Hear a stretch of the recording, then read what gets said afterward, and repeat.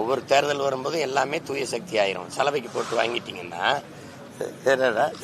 வெளுக்க போட்டு வாங்கினீங்கன்னா தூய சக்தி தீய சக்தி. அதில் உங்களுக்கு தெரியாதா அதில் யாரு தீமைன்னா எது தீமைன்னு சொல்லணும்.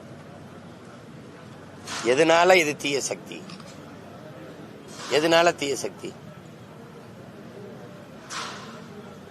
அது என் தம்பிக்கு இப்பதான் தெரிய வருதுங்கிறத நினைக்கும் போது வியப்பா இருக்கு. அவரே 21 போட்டு போட்டேங்கிற சொல்றாருல, என் ஓட்டையும் உங்க ஓட்டையும் வாங்கி நம்மளை ஏமாத்திட்டாங்க. அப்ப தெரியலையா தீய சக்தின்னு? அம்மா ஜெயலலிதா சொன்னாங்க, ஐயா எம்ஜிஆர் சொன்னாங்கன்னா அவங்க அப்பவே சொல்லிட்டாங்க. அது ஏன் இப்பதான் அவருக்கு நினைவுக்கு வருது? இவர் வாக்கு செலுத்தும் போது ஏன் வரல?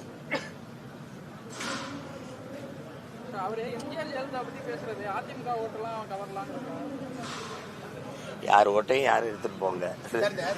அண்ணன் சொல்றேங்க, இங்க எம்ஜிஆருக்கு, ஜெயலலிதாவுக்கு, ஐயா ஈவேரா அவர்களுக்கு, தாத்தா காமராஜுக்கு, அம்மா எங்க அம்மா அஞ்சலைக்கு, இப்படி இல்லை, இவங்களுக்கெல்லாம் இல்லை. தம்பி நினைச்சுக்கிட்டு இருக்காரு இந்த கொள்கை தலைவர்களுக்காக இந்த மக்கள் கூடுறாங்க. அவரை பார்க்க வந்து கூடுறாங்க, அவ்வளவுதான். திமுகவின் கொள்கைக்கு ஓட்டு போடுறாங்களா யாராவது சொல்லுங்க தம்பி? திமுகவின் கொள்கைக்கு ஓட்டா, அதிமுகவின் கொள்கைக்கு ஓட்டா, கொடியில அண்ணா இருக்காரு, எம்ஜிஆர் இருக்காரு, அதுக்கு ஓட்டா? நீங்க கொடுக்குற நோட்டுக்கு ஓட்டு. அப்படி பார்த்தா இங்க யாருக்கும் ஓட்டு இல்லை, காந்திக்கு தான் ஓட்டு. ஏன்னா நீங்க கொடுக்குற நோட்ல காந்தி இருக்காப்ல, அந்த நோட்டுக்கு தான் ஓட்டு. அதனால சும்மா வீண் கொள்கை பேசி யாரு வாக்கு கேட்கிறா? எங்களை தவிர கொள்கை பேசி யாரு வாக்கு கேட்கிறா? நாங்க வந்து அதை செய்வோம் அதை செய்வோம், எதுவும் பேசுறது இல்லை. புரட்சி தலைவியின் ஆட்சி, அம்மாவின் ஆட்சி, அதுதானே சொல்லிட்டு இருக்கீங்க. அம்மாவின் ஆட்சி இங்க வந்தா இது நாங்க கழக ஆட்சியில குடும்ப தலைவிக்கு 1000 ரூபாய் கொடுத்தோம், உரிமை தொகை கொடுத்தோம். என்ன 1000 ரூபாய் ஒரு உரிமை தொகை? அதுவும் கலைஞரின் உரிமை தொகை. அவருக்கு என்ன அதுல உரிமை தொகை? அவர் பரம்பரை சொத்து, ஏதோ சேர சோழ பாண்டியர் பரம்பரை, அதை வித்துட்டு கொண்டாந்து கொடுத்தீங்க. ஏன்னா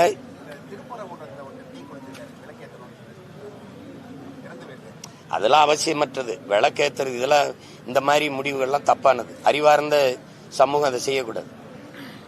விளக்கேற்றணுங்கிறது ஒரு உரிமைன்னா அது என்னன்னா நியாயமா என்ன பண்ணிருக்கணும் அரசு? அவரவர் வழிபாடு.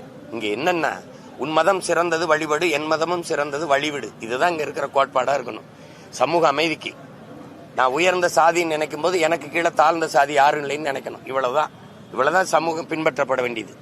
இங்கே சிக்கந்தர் தர்கால இஸ்லாமிய பெருமக்கள் போய் வழிபடுறாங்கன்னா அந்த வழிபாட்டை தடுக்கிறது நம்ம அவசியம் இல்லை. என் வழிபாட்டு உரிமையை கோருவதான் அவசியம்.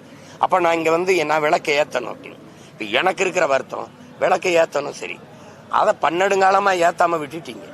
அப்போ நீங்க மாநாடு போடும்போதாவது பேசியிருக்கணும். அரசு கோரிக்கை வச்சு இந்த உரிமை எங்களுக்கு கொடுங்க, நாங்க ஏத்தணும். தேர்தல் வர 2 மாசம் இருக்கும்போது இதை எடுக்கும்போது அது வாக்கை குறி வச்சு அரசியல் லாபத்துக்காக செய்யறதா தான் நம்ம பார்க்க முடியும். இப்ப இந்த இடத்துல அரசு இரு சமய பெரியவர்கள் தலைவர்களை அழைச்சு பேசி ஒரு நல்லிணக்க குழுவை வச்சு உங்க வழிபாட்டுல இவங்க தலையிடக்கூடாது, இவங்க வழிபாட்டுல இவங்க தலையிடக்கூடாது, அவங்க அந்த முறை வரும்போது அந்த நேரத்தில் அவங்க விளக்கேற்றி வழிபட்டுட்டு போகட்டும். நீங்க உங்க மத சடங்குபடி நீங்க உங்க வழிபாட்டை தொடருங்க, பிரச்சனை இருக்கக்கூடாது. நம்ம இங்க வந்து மதங்களை தாண்டி மனிதம் தான் புனிதமானது. ஏன்னா இங்க மனிதனுக்காக தான் மதம் வந்திருக்க ஒழிய மதத்துக்காக மனிதர்கள் இல்ல. உடம்புக்கு தான் சட்டையை ஒழிய சட்டைக்கு உடம்பு இல்ல. அப்ப சட்டமும் மதமும் சமயமும் எல்லாமே மனிதர்களுக்காக உருவாக்கப்பட்டது, மனிதனால் உருவாக்கப்பட்டது. அப்போ எல்லாவற்றையும் கடந்து ஒரு புனிதம் இருக்குன்னா மனிதம் தான். மதத்தின் பெயரால மோதிக்கிட்டு மனிதத்தை கொலை செய்யக்கூடாது. இதை அரசு, அக்கறை உள்ள அரசு அதை கவனத்தில் எடுத்து இந்நேரம் பேசி சத்தம் இல்லாம முடிச்சிடணும். அந்த பிரச்சனையை நீட்டிக்கிறத பார்க்கும்போது இவர்களுக்கு இந்த பிரச்சனை இருக்கும்போது இஸ்லாமிய கிறிஸ்தவ மக்களுக்கு ஒரு இது இருக்கு. எங்களுக்கு பாதுகாப்பு திமுக தான், நீ இங்க போற. இந்துக்களுக்கு எங்களுக்கு பாதுகாப்பு பிஜேபி தான். இப்ப மதத்தை முன்னிறுத்தி செய்யற அரசியலை நீங்க ஏற்கிறீங்களா, எதிர்க்கிறீங்களா, ஆதரிக்கிறீங்களா, அறிவிருக்கிறீங்களா? அப்ப எங்க மனிதம் இருக்கும், எங்க நாடு இருக்கும், எங்க நலன் இருக்கும், எங்க நில வளம் இருக்கும், எங்க மண்ணின் மக்களின் மீது கல்வி மருத்துவம் அதன் மீது எங்க சிந்தனை இருக்கும்? மத உணர்ச்சி என்னன்னா கல்லு சாராயம் இதெல்லாம் இருக்கு பாருங்க. இந்த சாராயம் இந்த கஞ்சா அதெல்லாம் அது பயன்படுத்தினாதான் போத வரும். ஆனா சாதிய மதமும் சொன்னவனே வந்துரும்ன்றான்.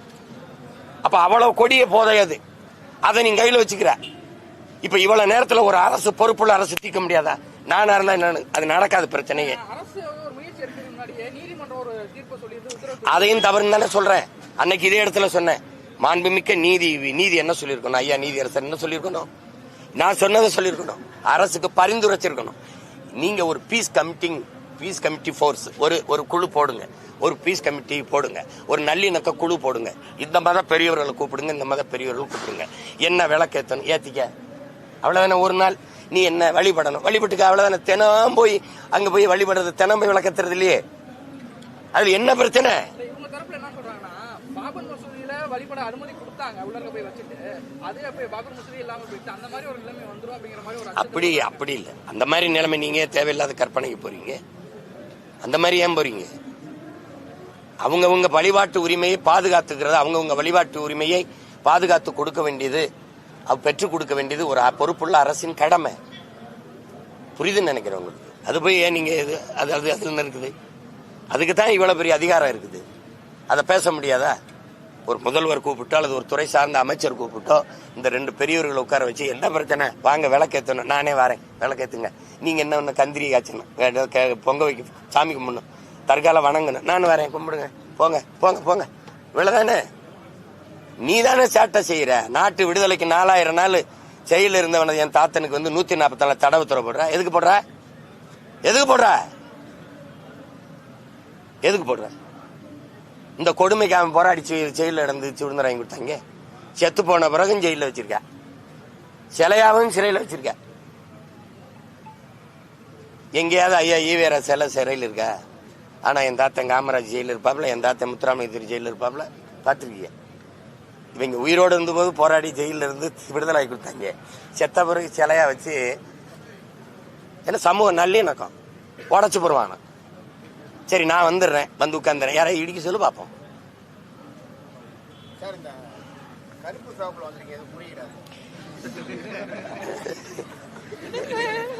200 இடம் ஜெயிக்கணும்ல.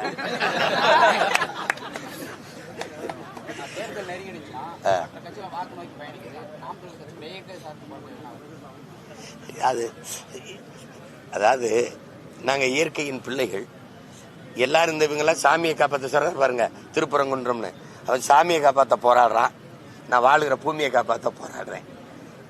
இந்த சாமியில இன்னொரு சாமியை கும்பிட்டுக்கலாம், இந்த பூமியில இன்னொரு பூமி இல்லைல்ல. அதனால உங்களுக்கே தெரியும், பீகார்ல 6 மாவட்டத்துல அது யுரேனியம் தாய்ப்பால்ல கலந்துருச்சுன்றான். நீங்க பெருந்துறையில 26 கிலோமீட்டருக்கு இந்த பகுதியில தண்ணி எலி குடிக்காதேன்றான். அதெல்லாம் தாய்மார்கள் போராடுறதை நீங்க பாருங்க. அப்ப பல கிராமங்கள்ல சிறுநீர் 30-35 வயசுல சிறுநீர் போயிருது, சிறுநீரகம். காரணம் குடிக்கிற நீர். பிறக்கும் போதே பிள்ளைங்க குழந்தைய புற்றோட வரும்போது தாய்ப்பால் நஞ்சாயிருது. காரணம் தின்ன உணவு, சாப்பிட்ட உணவு, தாய் உண்ண உணவு. காற்று இல்ல, கந்தகத்தூளை நான் சுவாசிக்கிறேன். இந்த பிரச்சனையை சரி பண்ணாம என் பிள்ளைகளை பத்திரமா இந்த பூமியில விட்டு போக முடியாது. உங்களுக்கு புரியுதா? அது காசு, பணம், காரு, பங்களா எல்லாம் வாழ வைக்காது. காத்து, நீர், சாப்பாடு இதான் வாழ வைக்கும். அதனாலதான் நான் அதை நோக்கி போராடுறேன். எனக்கு 4 எதிரி. என் தம்பிக்கு ஒரே ஒரு வில்லன், எனக்கு 4 வில்லன். திமுக, அதிமுக, பாரதிய ஜனதா, காங்கிரஸ்.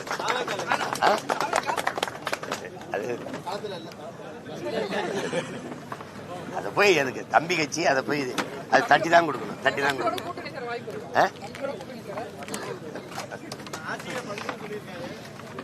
இங்க பாருங்க, அவங்களுக்கு எல்லாம் பெரியார், எனக்கு என் இனத்தின் முன்னோர்கள் எல்லாரும் பெரியார். நான் அவங்களுக்கு ரொம்ப தூரம். அவங்க திராவிடர்கள், நாங்கள் தமிழர்கள். அவங்களுக்கு புரியுதா? அவங்களுக்கு அவங்க ஓட்டுக்கு காசு கொடுப்பாங்க. நான் என்ன சொல்லுவேன், அம்மா நீ நோட்டை வாங்கிட்டு ஓட்டை வைக்கிறம்மா, அந்த ஓட்டை வாங்கிட்டு நாட்டை வைக்கிறாம்மா, அது கூடாதுமா. எங்களுக்கு கொள்கையில 2000 கிலோமீட்டர் வித்தியாசம் இருக்கு. பெரியாருக்கு ஓட்டுருக்கா? பெரியார் கோட்பாட்டை சொல்லி ஒரு நல்ல வீரமுக்கு ஆண்மக்கள். அவர் பெரிய தத்துவ அறிஞர், பெரிய சாக்ரட்டிஸ், அவர் பெரிய ஏங்கல்ஸ்.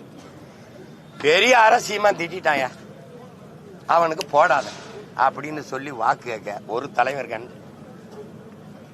பெரியார் பேரை சொல்லிதான் 250 வாக்கு கூட பெற முடியல ஈரோட்ல.